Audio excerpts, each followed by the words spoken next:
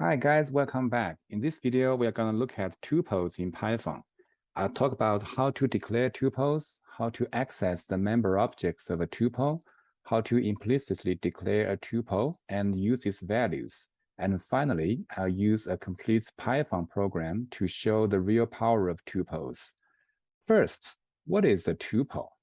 A tuple is a sequence of arbitrary Python objects like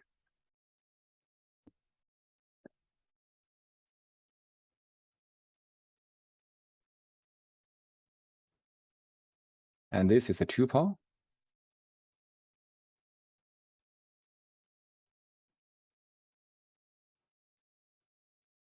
And this is another tuple.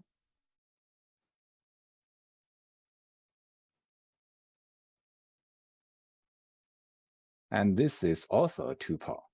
As you may have noticed in these examples, the member objects in the tuple do not have to be of the same type.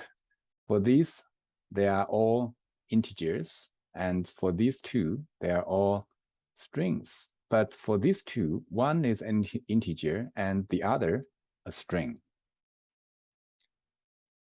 So you can have duplicate values in tuples as well. For example,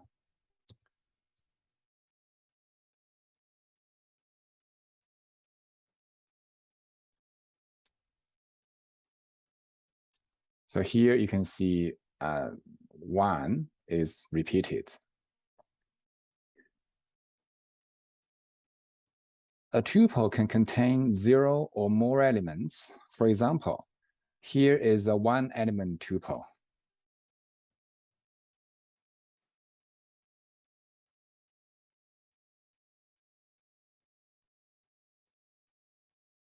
Note that you need this comma where there is just one member object. Without the comma,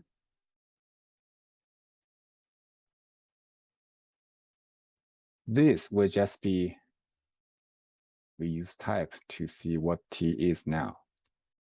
It is an integer with a pair of brackets around it. So you may wonder, even 28 is an object? Yes, everything in Python is wrapped up in objects of different types. Now, how about we put this into T, and T will be of type tuple. In fact, you can cram as many objects in that pair of brackets as your program's virtual memory permits. Let's not worry about that for now. And let's look at 2-element tuple, for example. And 3-element, no problem.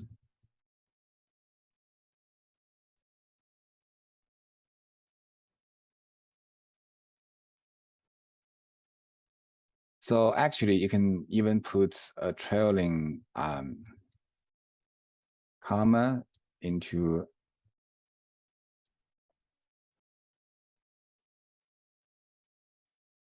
a tuple like this, but this is optional. And surprisingly, even the brackets are optional too.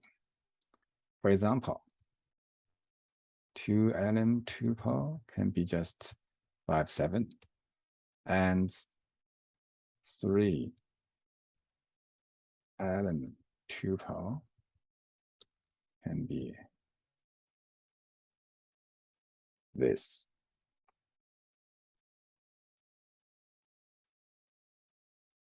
So you can also declare tuple with variable elements like, for example, we have a variable m with the value 4, n, 5, p, 6. And we can do m, n, p. And you got t as 4, 5, 6. This gives you the advantage of producing a tuple whose elements are determined dynamically at runtime. Now let's look at how we can retrieve any element in a tuple. The answer is to use an index. For example, A, and A0 will be 1, A1 will be 2, A2 will be 3. Yes, it's just like the string. The first element starts at index 0, always. And how about if we get A3? What will happen? Okay, we'll get an exception with an error message like this. Tuple index out of range. Because here we've got only 3 elements, and the first one starts at 0, the second should be 1, and the third is 2, and there is no more. And 3 is not there, so it gets this exception. And similar to indexing in strings, you can use a negative index to get an element starting at -1. A -1 will be 3. So -1 points to the last element. And -2 will be this, -3 will be this. And the -4, which is not there, will get the same exception with this error message. Tuples can be declared implicitly, like A, B, C. Got 4, 5, 6. Now A is 4, B 5, C 6. And you can print A, B, C together, and you got 4, 5, 6. But if you print A, B, C within the pair of brackets like this, you'll get a tuple because you created a tuple with the values of A, B, C here. So this means that implicitly declared tuples provide a convenient way of declaring multiple values and multiple variables on the same line. So by doing this, you declared 3 variables, A, B, C, together, just on one line.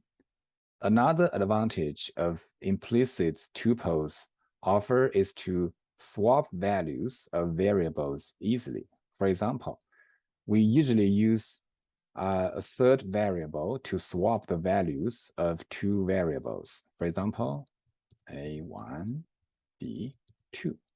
To swap A and B, we often just introduce a third variable like C. We do put A in C, and now put B in A, and finally we put C back in B. And now A and B is swapped. Okay, but with tuples, it becomes more easy. We just do A, B, B, A. See what we got. Now, since A is 2, B is 1, when we just swap it, it will become back to A1, B2. Let's find out. A, B. You can see A now is 1, B is 2. Because A2, B1 is swapped with this. Like strings, tuples are immutable. This means that once declared, they cannot be changed. For example, if A is 1, 2, and we copy A reference to B, this makes the 2 variables A and B point to the same tuple object, 1, 2. Now, if I change A to 4, 5, B will still be 1, 2. This means A now points to a different tuple object, which is 4, 5. But B still points to 1, 2. Another evidence of tuples being immutable is that you cannot change the member objects of a tuple. For example, if we would like to change A0 to 3, we'll get this exception with the error message, tuple object does not support item assignment.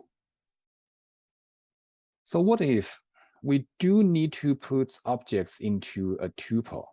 There is a way. You can concatenate tuples. For example, there is an empty tuple like T, empty tuple, just a pair of brackets. And now you can concatenate the tuple 1 with this combination object, okay?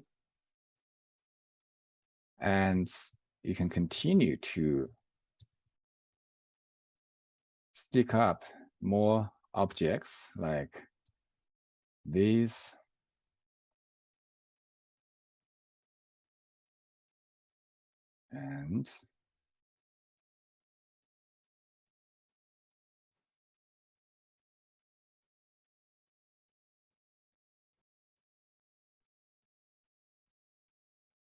And after all these, T becomes this, a very long tuple. Of course, you do not need always to start with an empty tuple anyway. And please note that tuples are immutable. So all those concatenations did not really change the original empty tuple in any way. What happens is at each concatenation, a new tuple was created and the old one was discarded when you assign the new tuple back to variable t. Because they are immutable, tuples can be used as keys for dictionaries. We have not learned about Python dictionaries, which is a mapping data made up of a number of key value pairs. Here, let's have a forward looking of how we can iterate over a dictionary's keys and values with tuples. For example, there is a dictionary like this.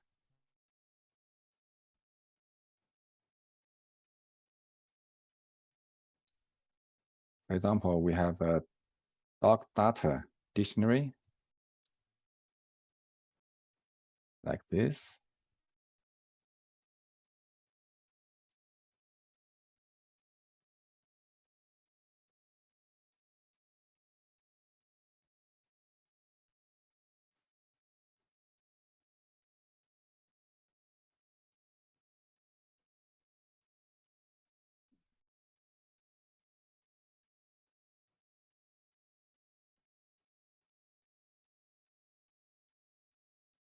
As you can see here, a dictionary is just a series of key value pair separated by commas. And on the left side of this column is the key, and on the right is the value. So this is kind of a mapping relationship.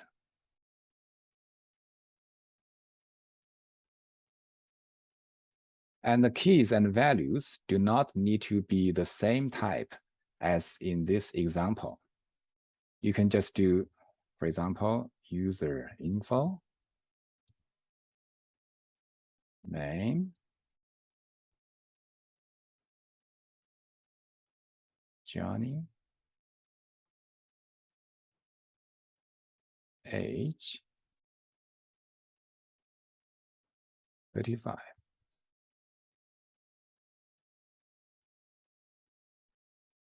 Year, started working, 2002. Okay. So you can see here, the keys and values in this dictionary do not just, you see, have to be the same type. And for this one is a string and an integer. And we'll just come to that in my later video about Python dictionaries in more detail.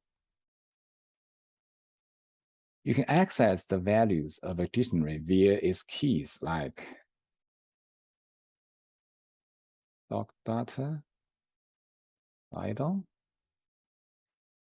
And you see, by putting Fido into this pair of brackets as index, you just get the value bulldog, which is the type of Fido.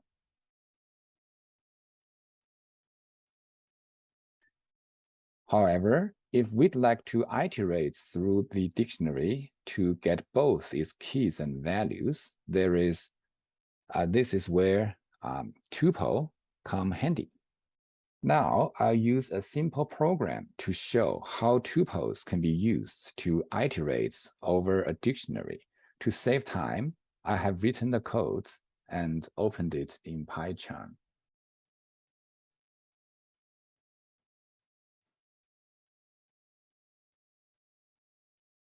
It's here.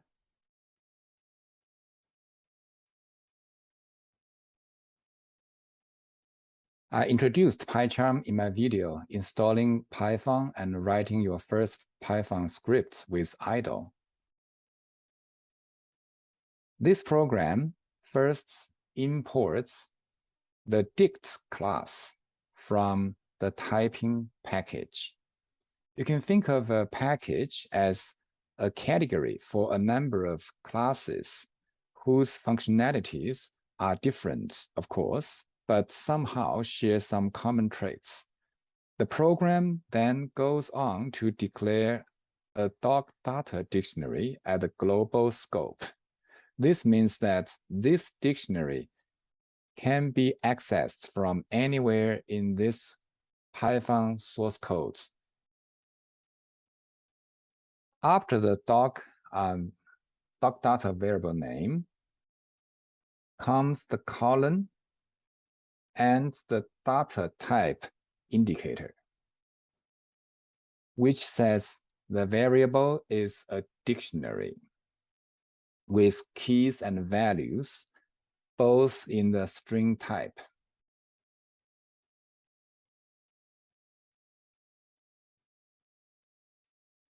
We need the dict class to specify these types. That's why we imported it from the typing package. Then I declared a method called getDogsUnder with a parameter called dogBreed of the struct type. The body of the method iterates through the pre-baked dictionary with a for loop. I'll introduce the for loop in an upcoming video. The keys and values of the dictionary are retrieved with the dictionary method items, one pair after another, during each round of the loop. Each pair of key and value are then stored in a tuple with the two member objects K and V for key and value, respectively.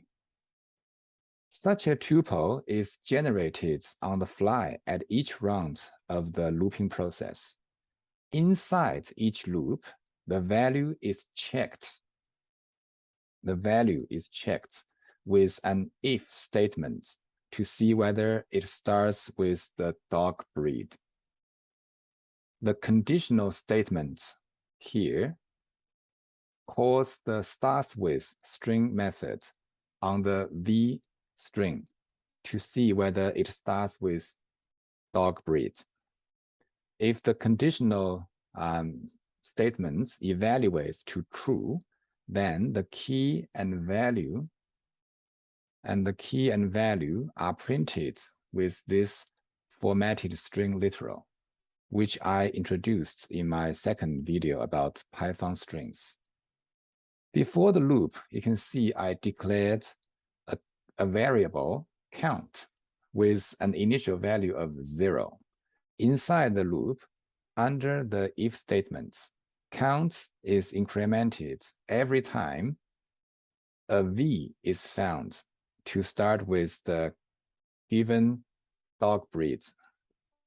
After the loop exits, when the dog dictionary is iterated through, the value of counts is checked with another if statement to see whether it equals 0. If it does equal 0, that means no dog was found in the given breed, and a message was given about that. After the get dogs under method comes this driver method to test drive the get dogs under method. The driver method mainly consists of a while loop with a conditional statement. This one. To test whether the string objects pointing to by breed equals an @sign. The breed variable gets its value from Python's built-in input function, which takes keyboard input from the user.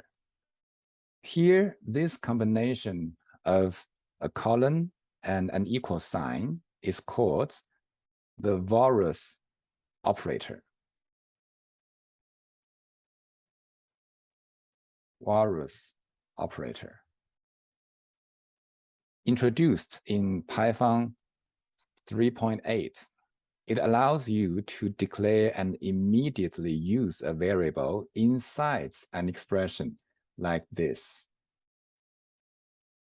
Another example would be print value exists.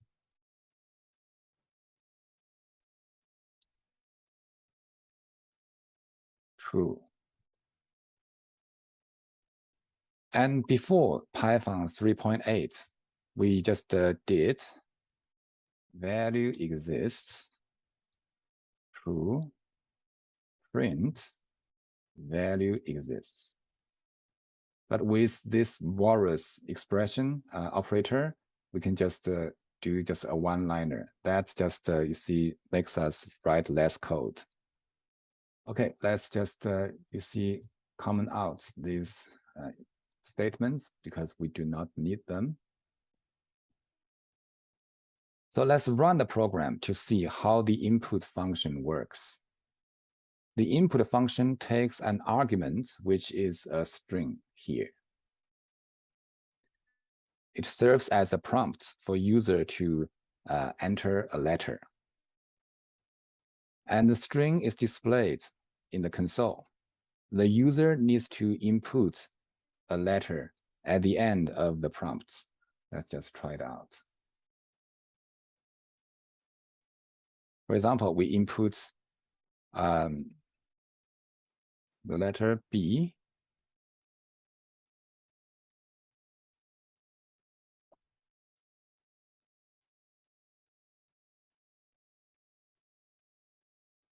So you can see, as in the dictionary we declared here, we have a value, bulldog, which starts with the letter B. So we can just print the dog's info, the key vital, and the value bulldog.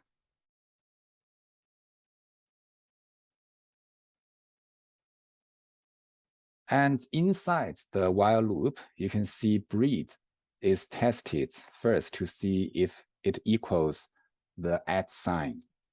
If the conditional statement here evaluates to true, the loop will be exited with the break statement.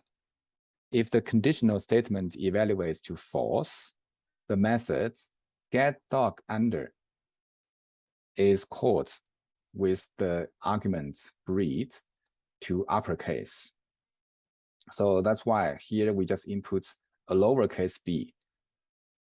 But here it makes it the uppercase, so it matches the bulldog's b here.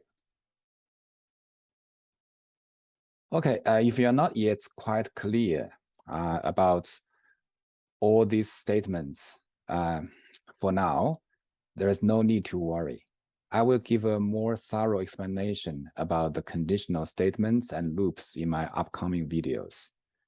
So now let's just give it another try. We just give a letter P, and it will find for us the dogs whose breed starts with the letter P and prints their info.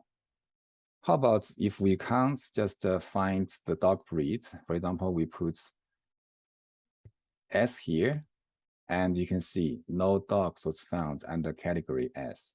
That's when the count equals 0, no dogs with this kind of breed, which starting with letter S here, as you can find out.